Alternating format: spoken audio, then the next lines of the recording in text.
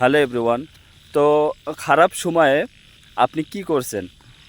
আপনি খারাপ সময়টাকে কি একটা শিক্ষা হিসাবে নিচ্ছেন? নাকি খারাপ সময়ে আপনি ভেঙে পড়ছেন? এটাই আসলে আপনার ভবিষ্যৎ নির্ধারণ করে। কিভাবে? দেখুন, আমাদের প্রত্যেকের জীবনে ভালো সময় আর খারাপ সময়ের একটা সার্কেল চলতে থাকে। যখন আমাদের সময় ভালো যায়, তখন আমরা অনেক ভালো থাকি। আর যখন খারাপ যায়, তখন একদম ভেঙে পড়ি। আসলে এই জিনিসটা থেকে আমাদের বেরোনো উচিত। আমাদের আসলে লেভেল হেডেড হওয়া উচিত।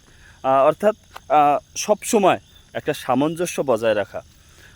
সময় আসলে ভালো যাচ্ছে, তখনও আপনাকে শান্ত থাকতে হবে। সময় যদি খারাপ যায়, তখনও আপনাকে সেটাকে ওভারকাম করার জন্য যে পদক্ষেপগুলো নেওয়া উচিত, সেগুলো করা উচিত। না তো ভেঙে পড়া। তো আমরা সবসময় হ্যাপি থাকার চেষ্টা করব, যাতে আমাদের জীবনে আরও বেশি হ্যাপিনেস আসতে পারে। আসলে একটা কথা কি, হ্যাপিনেস অ্যাট্রাক্ট হ্যাপিনেস। আপনি যখন হ্যাপি থাকতে শুরু করবেন, আপনার লাইফে আরও বেশি হ্যাপিনেস আসতে থাকবে, আরও বেশি আনন্দময় মুহূর্তগুলো আসতে থাকবে। তো আশা করি আপনারা সবাই এই ভিডিও থেকে একটু হলেও উপকৃত হবেন।